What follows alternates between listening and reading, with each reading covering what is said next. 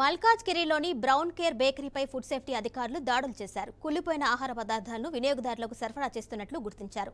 కుళ్లిపోయిన chicken burgers ను వినియోగించినట్లు బాధితులు ఇచ్చిన ఫిర్యాదుతో ఫుడ్ సేఫ్టీ అధికారులు ఈ దాడులు నిర్వహించారు. వినియోగదారుల ఆరోగ్యానికి హానికరంగా మారిన బేకరీలపై చర్యలు తీసుకోవాలని కస్టమర్లు డిమాండ్ చేస్తున్నారు. జీహెచ్ఎంసీ అధికారులు కూడా చూసి చూడనట్లు వదిలేస్తున్నారని ఆరోపించారు. ప్రజల ఆరోగ్యానికి హానికరమైన ఆహార పదార్థాలను సరఫరా చేస్తున్న హోటల్స్, రెస్టారెంట్లు, బేకరీలను సీజ్ చేయాలని డిమాండ్ చేశారు.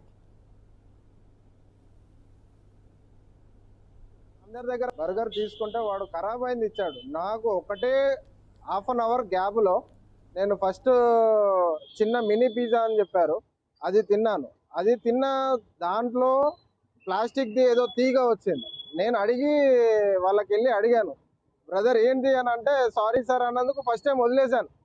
సరే ఇక అందరి దగ్గర తప్పులు అయిపోతాయి కానీ. సెకండ్ టైం నేను బర్గర్ తీసుకుంటే దాంట్లో మొత్తం చికెన్ ఖరాబ్ అయింది ఉంది.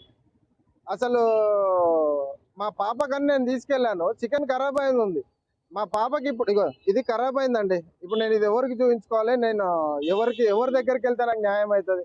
సరే పాప తిన్నది అనుకోండి, ఫుడ్ పాయిజన్ అయితే ఎవరు రెస్పాన్సిబిలిటీ? నేను ఎవరి దగ్గరికి వెళ్ళాలి? అసలు అధికారులు ఏమో టీవీ ఓపెన్ చేయగానే అధికారులు అది మొత్తం లైక్ అది చేస్తున్నాము ఇది చేస్తున్నాము అని చెప్పి వాళ్ళకే ఉంటది.